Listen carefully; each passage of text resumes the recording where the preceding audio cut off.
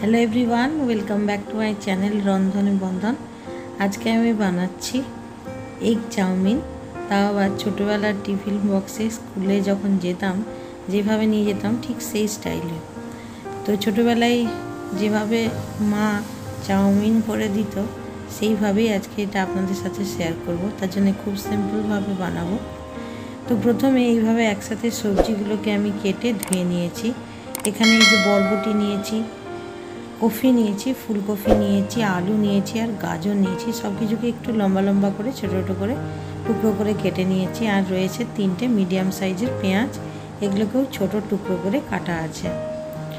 এখানে 2 প্যাকেট চাউমিনকে সেদ্ধ করে নুন দিয়ে আর অল্প একটু হোয়াইট অয়েলে সেদ্ধ করে এইভাবে জল ঝরিয়ে রাখা আছে।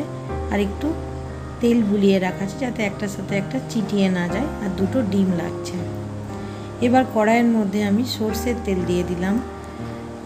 তারপরে একে একে সব কিছু দিয়ে দিচ্ছি। প্রথমে পেঁয়াজ দিয়ে দিচ্ছি। পেঁয়াজটা বেশ খানিকক্ষণ ধরে একটু ভাজা ভাজা করে নেব। তো ছোটোবেলায় যখন স্কুলে যেতাম তখন এইভাবেই মা চাউমিন বানিয়ে দিত। তো এখানে 2-3টে কাঁচা লঙ্কা ছোটো টুকরো করে দিয়ে দিলাম। আর এখানে সব সবজি কিন্তু একসাথে দিয়ে দিচ্ছি। সেই সময় তাড়া ছিল, তার জন্য এইভাবেই সব কিছুকে আলাদা আলাদা করে না ভেজে একসাথে দিয়ে দিত।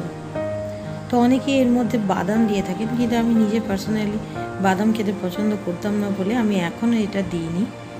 তো এখানে একটু নুন, হলুদ আর চাউমিনের মধ্যে যে 2টো প্যাকেট মশলা থাকে সেটাই আমি এর মধ্যে দিয়ে দিচ্ছি। দিয়ে খুব ভালো করে সবজিগুলোকে ভেজে নিচ্ছি।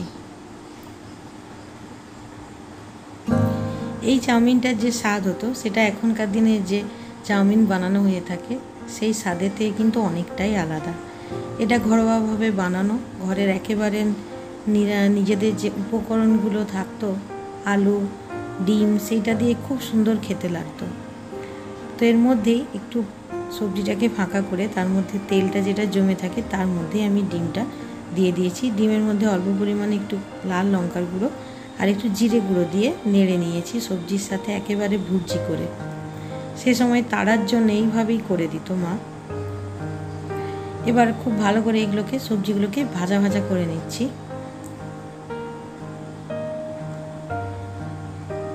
সেদ্ধ করে রাখা চাউমিনটা এবার এর মধ্যে দিয়ে দিতে হবে। দিয়ে খুব ভালো করে মিশিয়ে নিতে হবে। এর মধ্যে আমি কোনো রকমই সয়া সস, ভিনিগার কিছুই ইউজ করিনি, বা আধুনিক স্টাইলে যেভাবে বানানো হয়ে থাকে সেইভাবেও কিন্তু বানাইনি। খুবই সিম্পলভাবে এটা বানানো, কিন্তু এর স্বাদ হয় দুর্দান্ত। এবার এর মধ্যে অল্প একটুখানি মিশিয়ে নেওয়ার পরে গোলমরিচ দিয়ে দিচ্ছি। এটাতে খেতে খুবই ভালো লাগে গোলমরিচের ফ্লেভারটা। আর এখানে একটু শসা কুচি, পেঁয়াজ কুচি, সমস্ত কিছুই ছোটো ছোটো টুকরো করে কেটে রেখেছিলাম সেগুলো দিয়ে দিচ্ছি। তো প্রথমে একটু ধনে পাতা দিয়ে দিচ্ছি, ধনে পাতা দিলে খেতেও ভালো লাগে। আর এবারে একটু পেঁয়াজ কুচি দিয়ে দিলাম আর একটু শসা কুচি দিয়ে দিচ্ছি উপর থেকে। আর একটু টমেটো সস এর মধ্যে দিয়ে দিলে দুর্দান্ত খেতে হয়। তো আমার ছোটোবেলার স্কুলের যে টিফিন বক্সের চাউমিন দেওয়া হতো সেই চাউমিন কিন্তু এগ চাউমিন, এটা রেডি হয়ে গেল। তো গরম গরম এইভাবেই সার্ভ করুন, দুর্দান্ত লাগবে খেতে।